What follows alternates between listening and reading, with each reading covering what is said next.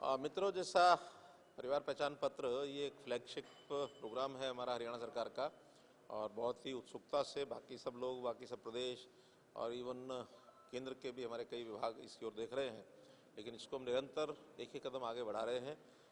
अभी तक जो वेरिफिकेशन का काम है थर्ड फेज़ का प्राय पूरा हो गया है और अभी फोर्थ फेज़ के जो नाम हैं 75,000 से लेकर के 1 लाख रुपए तक जिनकी सेल्फ डिक्लेयर्ड इनकम है वो भी आज पुश हो जाएगा और उस पर भी काम शुरू हो जाएगा।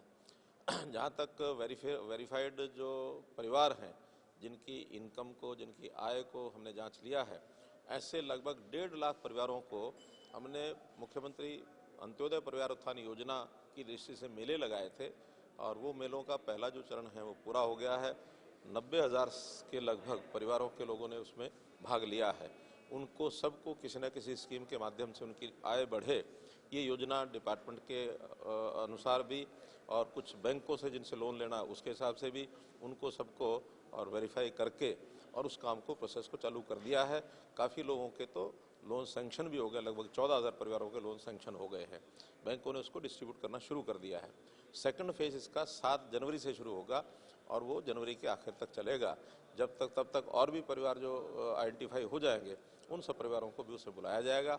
और कुछ विभागों की नई स्कीमें भी हमने कही हैं कि कुछ ऐसी डिमांड के आधार पर नई स्कीमें हैं, कुछ स्कीमों में कुछ रियायत देनी है। जैसे अभी 55 साल तक के व्यक्तियों के लिए तो योजनाएं काफ़ी हैं, लेकिन 55 से 60 साल तक भी कुछ योजनाएं और बना करके या उन्हीं की एज को एक्सटेंड करके और उसका लाभ दिया जाए।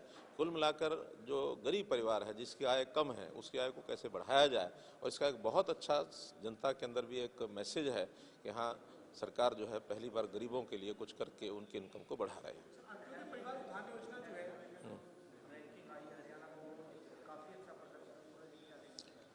देखिए, लगातार हम लोग, आपको पता है कि अपनी योजनाओं पर ध्यान दे रहे हैं, इन पर काम कर रहे हैं, आईटी का उपयोग कर रहे हैं, एक एक घर को, एक एक परिवार को चिन्हित करके उनके यहाँ जा रहे हैं। भले ही हमारा प्रचार उतना ज़्यादा ना हो जैसे कुछ पड़ोस के प्रदेश भी करते रहते हैं, तो प्रचार की बजाय यानी गवर्नेंस के ऊपर पूरा ध्यान करना ये हमारा हेतु है, प्राथमिकता है। लगातार जो वर्षों से काम कर रहे हैं उसके परिणाम आने लगे हैं और परिणाम आने में जैसे हेल्थ में आया है, जैसे सर्विस डिलीवरी है, जैसे हर एक विभाग को लोगों के घर तक पहुंच करके और उसको डिलीवरी का विषय आया है, इसमें हरियाणा नंबर 1 पर आया है। मैं इस विषय पर मुझे पूरी संतुष्टि है कि हम अपने कामों में आगे बढ़ रहे हैं और अभी और करना शेष है, उसको भी हम लगातार कर रहे हैं।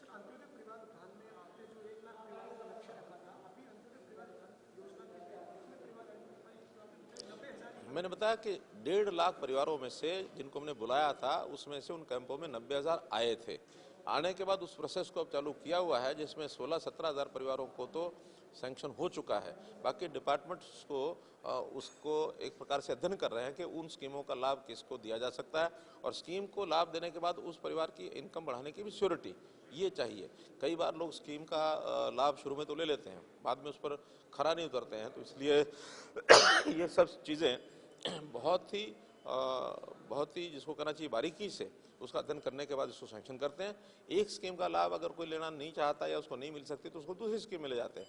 हमारे पास 50 के लगभग ऐसी स्कीमें हैं जिसके कारण से लोगों की इनकम को बढ़ाया जा सकता है। बहुत सी ऐसी भी हैं पढ़ाई के बाद स्किलिंग के कोर्सेज करा करके उनको काम कराएंगे, उसमें शायद 3 महीने का समय भी लगेगा। ये एक लगातार चलने वाला प्रोसेस है, कोई वन टाइम प्रोसेस नहीं है, ये लगातार चलेगा और 31 मार्च तक हम ऐसा मान के चल रहे हैं कि 1 लाख परिवारों को ज़रूर इसका लाभ पहुंचा पाएंगे। इसके बाद अगले वर्ष में नया टारगेट हम रखेंगे।